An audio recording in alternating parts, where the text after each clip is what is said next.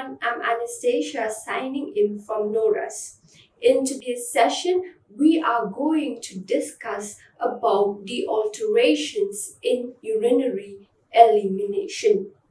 Here, most patients with urinary problem may not be able to store their urine or even completely empty their bladder. These disturbances may result from inability to voluntarily control their maturation or even because of the impaired bladder function or the obstruction to the urinary outflow. So here, if a patient is having these problems, then he or she may not be able to store urine or even to completely urinate, which can cause an alteration in the urinary elimination. Because of the presence of this, some patients may also have a temporary or a permanent changes in the normal pathway of the urinary excretion. And not only that, but some may also undergo surgical formation of a urinary diversion, which can be done temporarily or even permanently, through which it will bypass the bladder as well as the urethra in order for that particular person to be able to urinate or in order to allow the exit of the urine. So here there are also certain conditions that can lead to this alteration in urinary elimination. The first one which we are going to discuss is the urinary retention.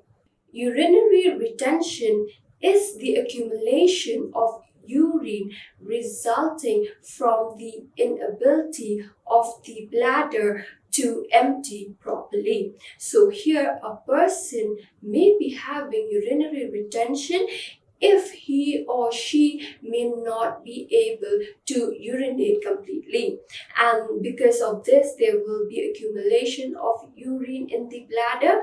Why? Because here, this bladder will not be able to respond to the maturation reflex and thus lead to an incomplete emptying of the bladder. So what happens is, as this retention progresses, the retention with overflows develop. So here, as this accumulation of urine occurs, it may reach to a point where the external sphincters will not be able to hold back the urine. So because of this, what happens is, these external sphincters will open so that the urine may be able to flow.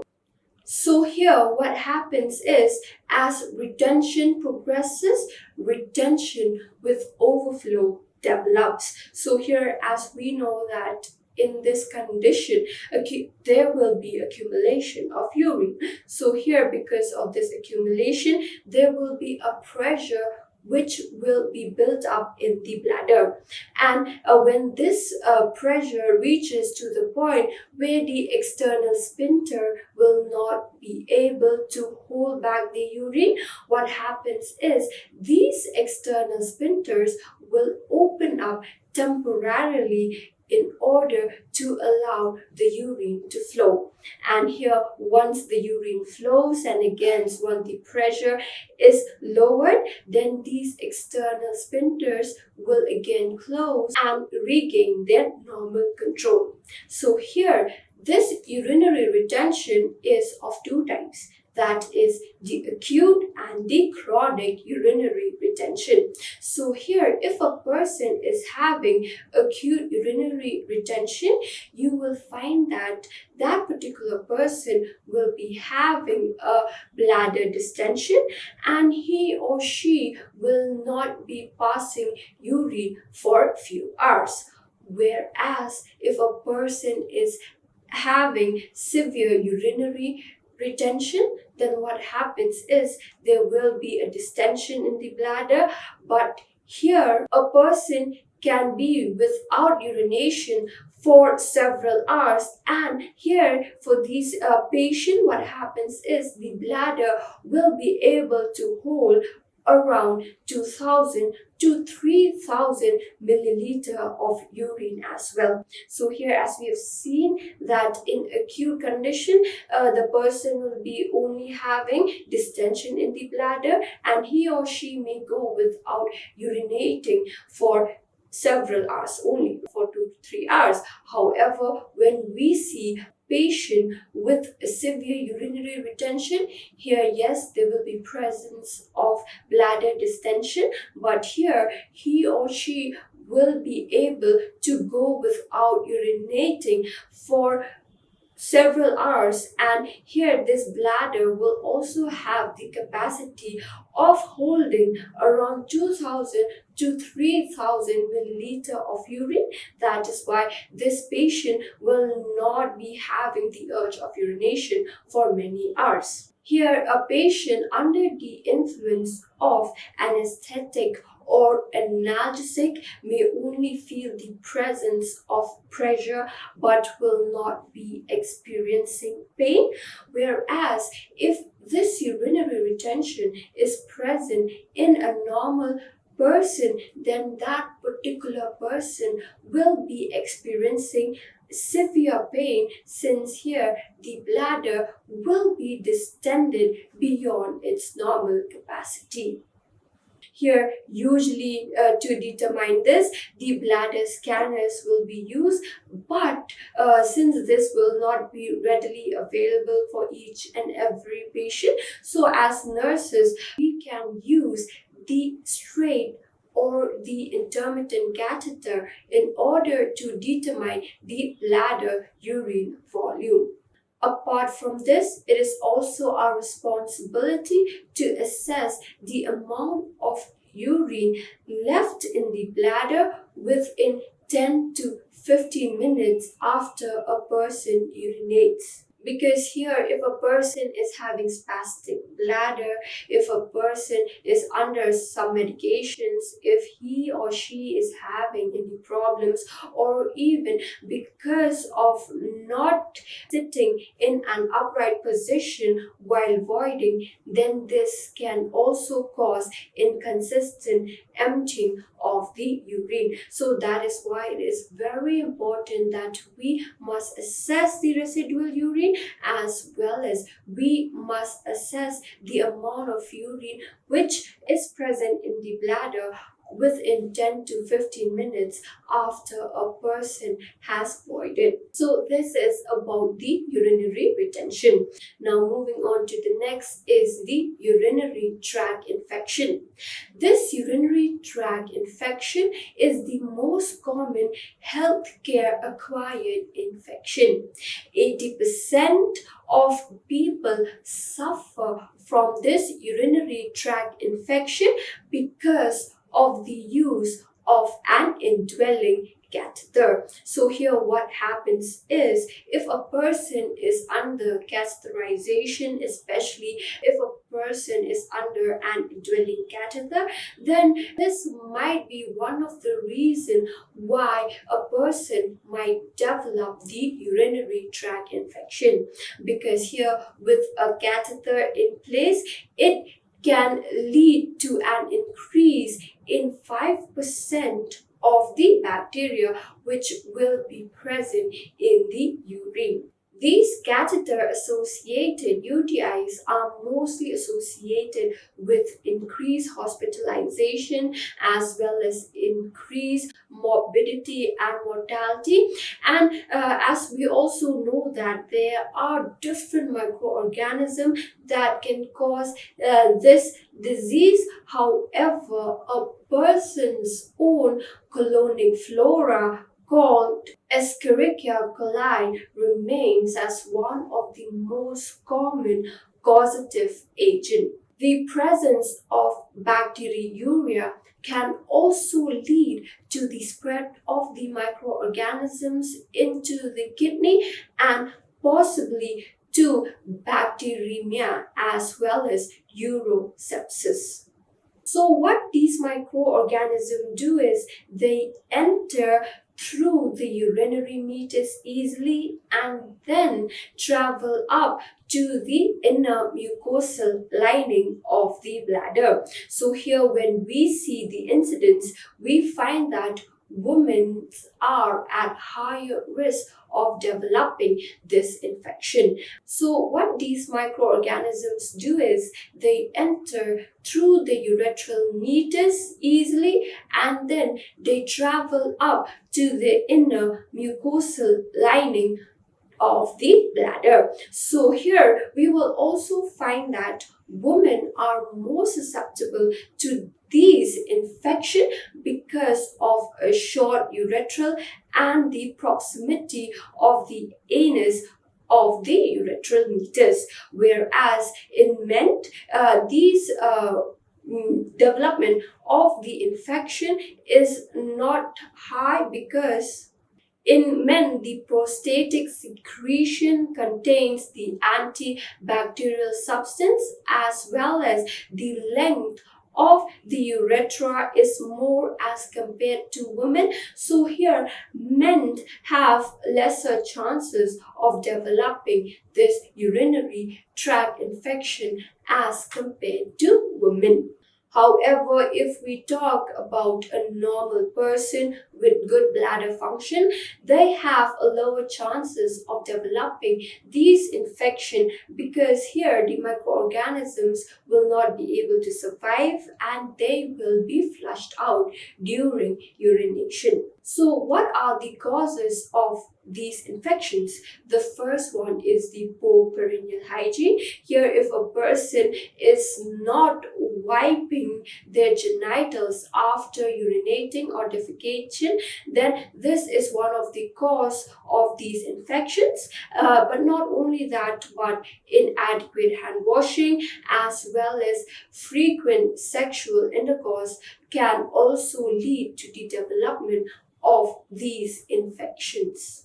For patients having this problem, we will find that they will be having the complaints of nausea and vomiting, fever and chills, sweating, malaise, as well as pain and presence of burning sensation during urination. Why? Because here an irritated bladder causes a frequent and urgent sensation of the need to void. So here if a person is having an irritated bladder as well as irritation to the urethral mucosa, then there can also be presence of blood-tinged urine. And if this infection spreads to the upper urinary tract, then a person may also be having an additional symptoms of